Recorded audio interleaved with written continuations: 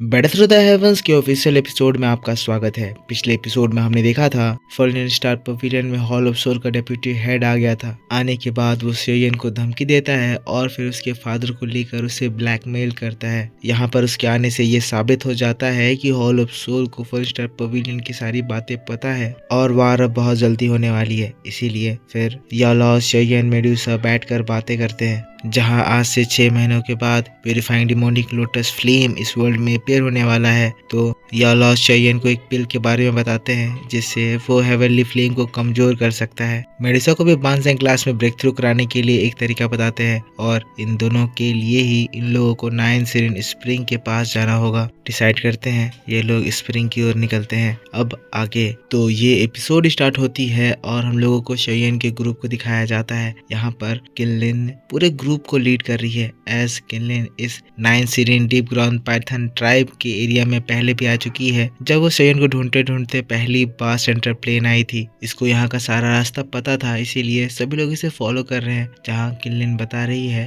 कि अभी जहाँ हम लोग पहुंचे हैं इसी जगह से 9 Sirin deep ground Python tribe की टेरिटरी स्टार्ट होती है। और फिर दोस्तों हम लोगों को इस जगह को दिखाया जाता है। जमीन के नीचे तो है पर जमीन के नीचे भी एक अलग ही दुनिया बनाकर है। लिटिल फेई डॉक्टर मेडुसा इस जगह को देखकर पूरे दंग रह जाते हैं। लिटिल फेई डॉक्टर कहने लगती है, मैंने कभी भी इमेजिन नहीं करा था कि जमीन के अंदर भी मैं इस तरह का इतना विशाल टेरिटरी देखूंगी। शेयन भी इस जगह को देख रहा था कि यहाँ पर अलग ही तरह की स्पीसीज हैं। जगह जगह पर स्नेक्स तो थे ही, पर यहाँ पर चमगादड़ की भी एक स्पीसीज थी। थोड़ी दूर और आगे चलने के बाद वो लोग डीपर रीजन पर जाते हैं। किनलिन कहती है सभी लोग अपनी एनर्जी को सप्रेस कर ले ताकि हम लोगों को कोई भी एक्सपर्ट डिटेक्ट ना कर पाए। यहाँ पर इतने ज्यादा लार्ज अमाउंट में स्नेक पीपल को देखकर मेडुसा अमेज रह गई थी। खुश होने लगती है, कहने लगती है मैंने भी कभी इमेजिन नहीं करा था कि स्नेक पीपल का भी इतना बड़ा अपना अलग टेरिटरी होगा। यहाँ पर देखकर लग रहा है कि जरूरी हमारा ट्राइब भी इसी जगह से जियामा एम्पायर के साइड निकला होगा। ये लोग इस जगह को देखकर अमेज्ड हो रहे थे, पर किनलिन आगे बताती है कि बस हम लोगों के थोड़े से ही आगे में 9 सिरिन डीप ग्राउंड पाइथन का येलो स्प्रिंग होगा। थोड़ी दूर और आगे चलने के बाद किनलिन की triple jade green snake flower pupil eye चमकती है। किनलिन सभी को रोकती है, कहती है मैंने उस अंडरग्राउंड स्प्रिंग को ढूंढ लिया है। ये इस जगह के एकदम डीप में लोकेटेड है। पर हाँ, मैं आपको बता दूं कि 9 Sirin deep ground Python tribe में सबसे ज्यादा क्राउडेड एरिया यहीं पर है। तो ये लोग तेजी से अपनी एनर्जी को छुपा कर और डीपर रीजन में जाते हैं, जहाँ पर फिर उन लोगों को वही येलो स्प्रिंग दिखाई देता है। देखने से ही दोस्तों लग रहा था कि ये जो स्प्रिंग है ये बहुत ज्यादा बड़ा है। और दोस्तों यहाँ पर चारों ओर बहुत ज्यादा बर्फ जमी हुई है। शेयन का ग्रुप जैसे ही यहाँ पर उतरता है सभी को एक तेज ठंडक फील होती है। शेयन इस जगह को देखते हुए कहता है 9 सिरिन येलो स्प्रिंग, जैसा कि इसके बारे में सुना था, ये सच में बहुत ज्यादा एक्सट्रीम एनर्जी कैरी करती है। यहाँ की एनर्जी कितनी ज्यादा कोल्ड और कितनी ज्यादा स्ट्रॉन्ग लग रही है। किनलिन बताती है ये जगह हमेशा से ही बहुत ज्यादा कोल्ड रही है, इतनी ज्यादा कोल्ड कि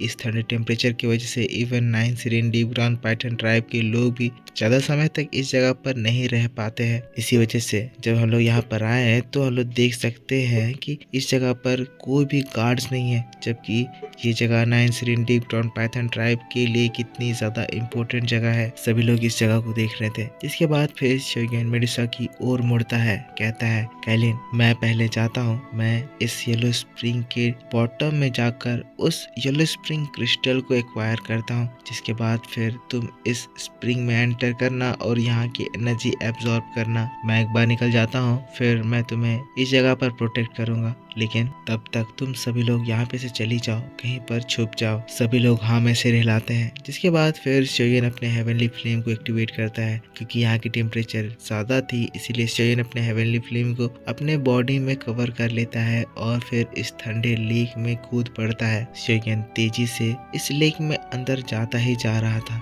लेकिन इतनी ज्यादा दूर चलने के बावजूद भी इसकी गहराई कम नहीं बल्कि और बढ़ती ही जा रही थी। चारों ओर चट्टान ही चट्टान और पानी का टेम्परेचर इतना ज़्यादा ठंडा कि अगर किसी के बॉडी में टच हो तो एकदम से वो उसे फ्रीज करके रख दे। शेयन भी अपने फ्लेम के बावजूद भी वो ठंडक फील कर सकता है। कहने लगता है ये जगह बहुत ज़्यादा कोल्ड और बहुत ज़्यादा मिस्टीरियस लग रही है। मेरा हेवनली फ्लेम जो कि हॉट नेचर का है मेरे पास होने के बावजूद भी इस कोल्डनेस को पूरी तरह से रेजिस्ट नहीं कर पा रहा है। इतने नीचे आ जाने के बावजूद भी मुझे इसका बॉटम नहीं दिख रहा है। पता नहीं और मुझे कितने ज़्यादा डीप जाना होगा। शेयन नीचे जा ही रहा था तभी शेयन को कुछ अलग चीजें फील होती हैं। उसके अगल बगल से तेज सांप फुफकारते हुए बढ़ती हैं। एक सांप तो शेयन को डस भी लेता है। अब जैसे ही वो सांप शेयन को काटा था शेयन को उसकी बॉडी में एक अलग ही ठंडक फील होती है। इवन शेयन का हेवनली फ्लेम भी उस जगह पर शेयन को प्रोटेक्ट नहीं कर पा रहा था। शेयन समझ जाता है कि अगर ये सारी चीजें उसे हमला करके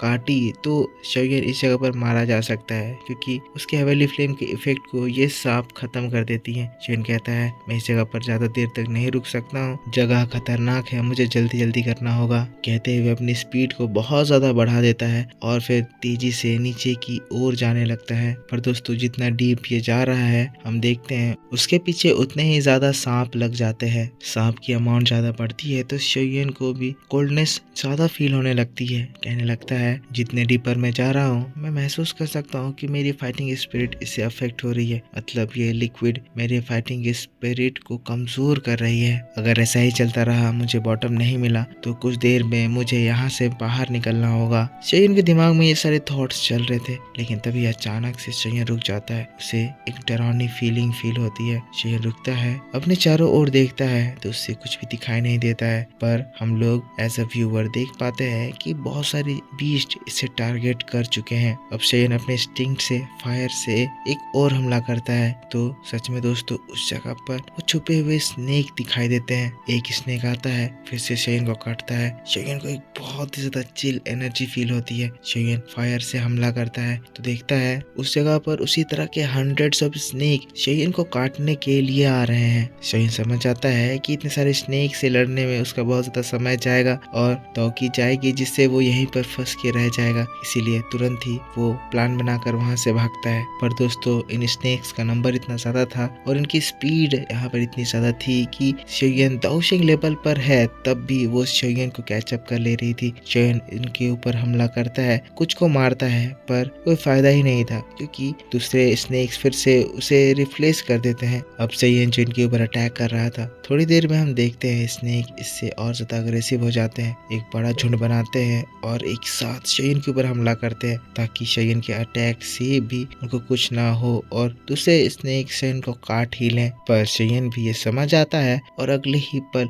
अपने पूरे फायर का इस्तेमाल करते हुए अपने सामने एक बड़ा सा बैरियर क्रिएट कर देता है। बैरियर के होने से जितने भी स्नेक फायर से टकरा रहे थे वो जलकर मरते जा रहे थे, लेकिन अपने फायर का इतना ज्यादा इस्तेमाल करने की वजह से शेयन की दौड़ की तेजी से खत्म हो रही थी। इसीलिए ज्यादा उन लोगों से ना उलझते हुए शेयन उन्हें छोड़कर फिर से नीचे भागता है और एक बार फिर से वो स्नेक शेयन के पीछे लग जाते हैं। पर इस बार शेयन उनसे न लड़ते हुए बस उन्हें चकमा देने की कोशिश कर रहा था, नीचे बॉटम की तलाश कर रहा था। लेकिन तभी शेयन को एक पतला रास्ता दिखता है जहाँ पे जाकर वो इन स्नेक्स को ट्रैप कर सकता है। वहाँ पर जाता है और फिर तुरंत ही स्नेक्स के ऊपर हमला करता है। इस हमले से भी काफी सारे स्नेक्स मारे जाते हैं, लेकिन शेयन की क्योंकि दौकी जा रही थी शेयन को फिर से छोड़कर भागना पड़ता है। कहने लगता है अच्छा हुआ बस उन स्नेक्स ने मुझे 2 ही बाइट करा, अगर वो सारे स्नेक्स मुझे काटते तो शायद मैं इस जगह पर हिल भी ना पाता। अब क्योंकि शेयन वहाँ पर स्ट्रगल कर रहा था तो इसकी वजह से नीचे में उसके फायर से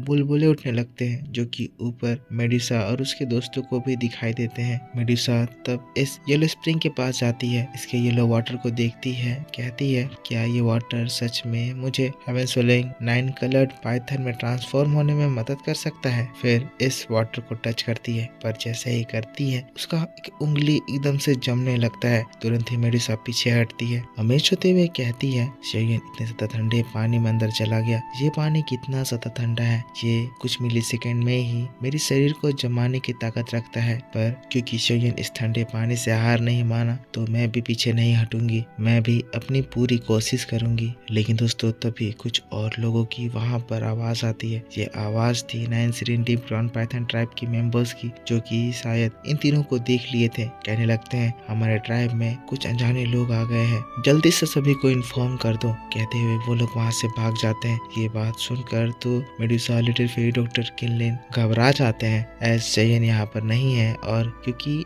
लायंस डेन के लोग इन लोगों को देख लिए हैं तो अब इन लोगों को फाइट करना होगा। वहीं दूसरी ओर हम लोगों को शेयन को दिखाया जाता है जो कि फाइनली इतनी अंदर आ चुका है कि अब उसे बॉटम में एक लाइट दिखाई देती है। शेयन बिना समय गवाए उस लाइट में एंटर करता है तो देखता है इस जगह पर एक अलग ही जगह है जहाँ यहाँ का पानी नहीं है और यहाँ का कोल्ड टेम्परेचर भी इस जगह को अफेक्ट नहीं कर रहा है। शेयन देखता है कि इस जगह पर काफी सारे क्रिस्टल्स थे। समझ आता है कि यही इस येलो स्प्रिंग का बॉटम है। पर इसी बात के साथ बैटल टू द हेवंस के ये वीडियो इस जगह पर खत्म हो जाता है। तो मेरे दोस्तों, आप मुझको बताना कि आपको ये एक्सप्लेनेशन कैसा लगा। अगर आपको ये वीडियो पसंद आया है तो इसके ऊपर एक लाइक जरूर करना, कमेंट में लिखना कि वीडियो कैसा था। नेक्स्ट एपिसोड में आपके लिए बहुत ही ज्यादा डिटेल में थोड़ी देर में इसी चैनल में अपलोड कर दूंगा, जिसको देखकर आपको बहुत ज्यादा मजा आने वाला है। तो मेरा इंतजार करना। मिलता हूँ मैं आपसे नेक्स्ट वीडियो में। Take care, bye bye and thanks for watching.